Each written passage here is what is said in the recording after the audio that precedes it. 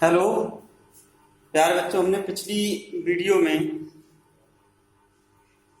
प्रश्नावली 3.5 के पहले प्रश्न के दो पार्ट मैंने बताए थे।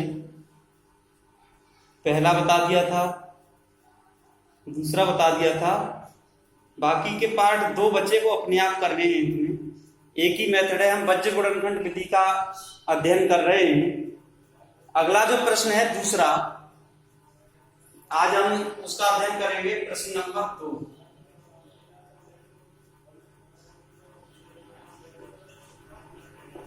प्रश्न नंबर 2 का अध्ययन करेंगे। तो क्या दिया है इसमें, ए और बी के किन मानों के लिए रैखिक समीकरणों के युग्म के अपरिमित रूप से अनेक हल होंगे।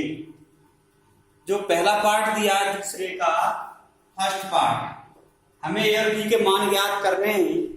देखिए क्या दिया है, समीकरण युग्म दिया गया। समीकरण युग्म क्या दिया है, 2x + 3y = 7। या इसको लिख सकते हैं हम 2x + 3y - 7 = 0। समीकरण ई। दूसरा है a - b × x plus a + b × y, a + b × y बराबर 3a + b - 2। क्योंकि हमें मानक रूप में लिखना है तो इसको भी पक्षांतर कर लेते हैं। a - b × x, a + b × y - 3a + b - 2।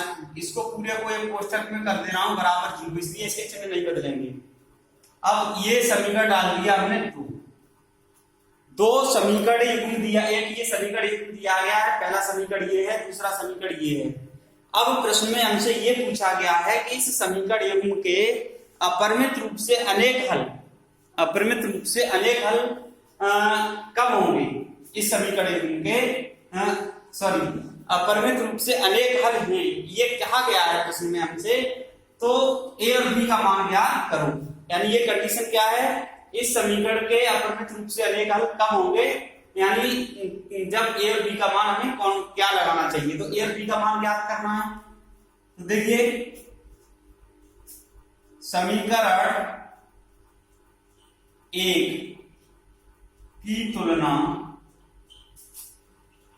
a1x + b1y + c1 = 0 से तथा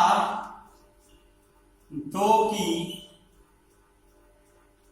तुलना a2x + b2y + c2 = 0 से करने पर इन समीकरणों से हम पहले तुलना करके a1 b1 c1 a2 b2 और c2 के मान निकाल लेते हैं।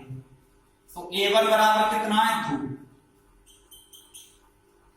तुलना करना मैंने बता दिया है, समीकरण 1 है, इससे तुलना करने तो x का गुणांक a1, x का गुणांक 2, यहाँ y का गुणांक b1, यहाँ y का गुणांक 3, b1 = 3 और c1 बराबर है -7।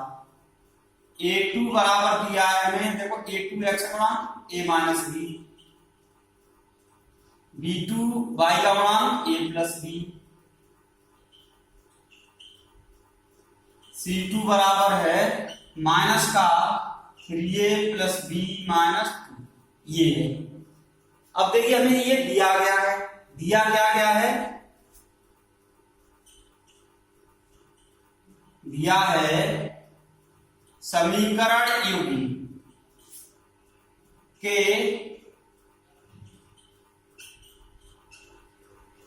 अपरिमित रूप से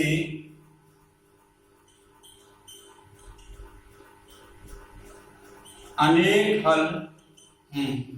तो किसी समीकरण युग्म के अपरिमित रूप से अनेक हल होते हैं तो उसके लिए क्या कंडीशन होती है, अपरिमित रूप से अनेक हल हो तो उसके लिए क्या कंडीशन होती है, देखो बताते हैं।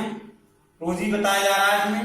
अपरिमित रूप से अलेखन हो तो a1/a2 बराबर b1/b2 बराबर होता है c1/c। ये कंडीशन होती है या समीकरण के अपरिमित रूप से अलेखन है। तो जब अलेखन है तो ये वाली कंडीशन होगी। अब इन्हें मान लगा दीजिए। a1 का मतलब 2 बट्टे a2 का मतलब है a माइनस b, b1 का मतलब है 3 बट्टे a प्लस b बराबर c1 का मतलब है माइनस के 7 और ये है माइनस का 3a प्लस b माइनस 2। ये हो गया। तो यहाँ पे माइनस से माइनस कट जाएगा। अब देखिए पहले हम इन पहले दो अनुपातों को से, अब देखिए 2/a माइनस b बराबर 3/a प्लस b से, इससे मान निकाल लेंगे तो क्या हो जाएगा, ये 2 इंटू a प्लस b बराबर 3 इंटू a माइनस b। इसका इधर गुणा, इसका इधर गुणा कर दीजिए। 2a प्लस 2b बराबर 3a माइनस 3b। तो b को तो इधर ले आते हैं, a को इधर भेज देते हैं। तो देखो 2b है और प्लस हो जाएगा इधर आके 3b बराबर 3a है, ये इधर जाके माइनस का हो जाएगा 2a। तो 3a में से 2a घटेगा, कितना बचेगा a, ये कितना हो गया 5b बराबर a, या a बराबर आ गया हमारा 5b। इसको डाल दीजिए समीकरण नंबर 3। एक a और b में रिलेशन हमें इससे निकालना है। दूसरा यहीं पर बता रहा हूं मैं, 3/a प्लस b बराबर 7/3a प्लस b माइनस 2 से। एक इससे रिलेशन निकालना है 3a प्लस b माइनस 2 से। तो एक रिलेशन इससे निकलेगा, तो इसका गुणा होगा इधर, इसका गुणा होगा इधर।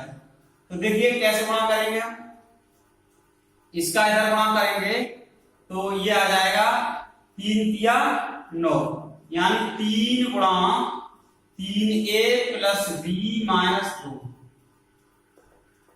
3 गुणा 3a प्लस b माइनस 2 बराबर 7 गुणा a प्लस b, ये आ जाएगा। तो अब हमें क्या करना है, 3 का गुणा से प्रयोग करना है।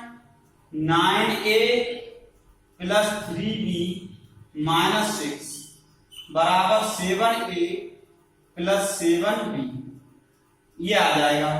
इन सबको इधर पक्षांतर कर दें तो देखो क्या आ जाएगा, ये इन सबको इधर पक्षांतर करेंगे तो 9a प्लस 3b माइनस 6, इसको भी इधर लाएंगे तो माइनस 7a माइनस 7b और बराबर में आएगा 0, ये आ जाएगा, बराबर में आ जाएगा 0। अब देखो 9a में से 7a घटेंगे तो ये बचेगा 2a, 3b में से 7b घटेंगे तो माइनस का बचेगा 4b, और ये माइनस के 6 है बराबर 0। यहां से a बराबर 5b इसमें लगा देते हैं। अब मैं यहां पे करूंगा, देखना इधर समझ के करना है तुमको। इसको समीकरण 3 और इसको समीकरण 4 डाल दीजिए। समीकरण 3 से a का मान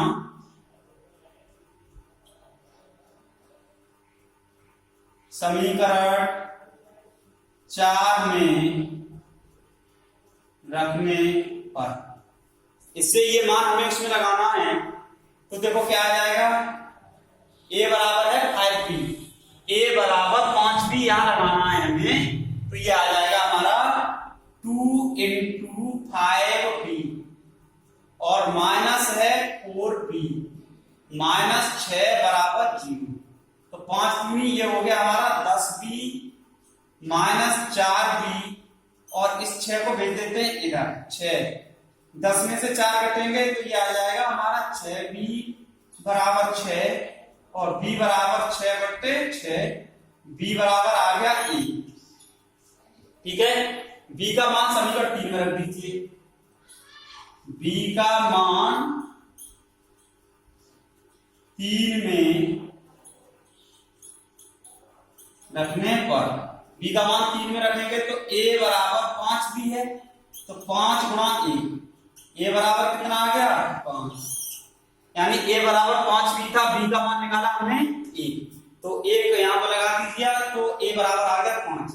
तो हम क्या कह सकते हैं, अगर हम इस समीकरण युग्म में a का मान 5 और b का मान 1 रख दें तो ये जो समीकरण युग्म है इसके अपरिमित रूप से अनेक हल होंगे। समझ लें, दिया गया रैखिक समीकरण युग्म ये दिया गया था हमें, सबसे पहले हमने इसकी तुलना इनसे की थी, यहां से तुलना करने के बाद ये दिया था प्रश्न में कि ये समीकरण युग्म अपरिमित रूप से अनेक हल रखता है, यानी इसके पहले ही दिया है अनेक हल नहीं, तो यह b का मान ज्ञात करना है। तो अनेक हल हैं, तो अनेक हल के लिए कंडीशन होती है ये a1/a2 बराबर b1/b2 बराबर c1/c2, यानी कोई भी समीकरण युग्म अपरिमित रूप से अनेक हल रखता है तो इस शर्त का पालन होगा। अब इसमें हमने a1 b1 c1 a2 b2 c2 इनके मान लगा दिए, मान लगा के पहले दो अनुपातों से एक समीकरण प्राप्त कर लिया, बाद के दो अनुपातों से एक समीकरण प्राप्त कर लिया। इन दोनों समीकरणों को हल करके इधर हल किया है मैंने, हल करके a का और b का हमने मान ज्ञात कर दिया। तो ये है इस प्रकार का समीकरण युग्म, बहुत आसान है, हम आसानी से इसको कर सकते हैं, कोई दिक्कत नहीं है।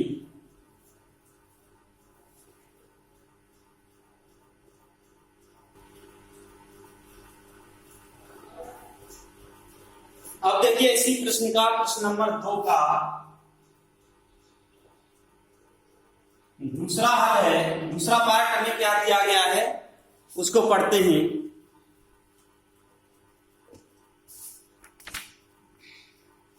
के किस मान के लिए निम्न रैखिक समीकरणों के युग्म का कोई हल नहीं है। अब देखिए के किस मान के लिए निम्नलिखित रैखिक समीकरणों के युग्म का कोई हल नहीं है। तो देखिए रैखिक समीकरण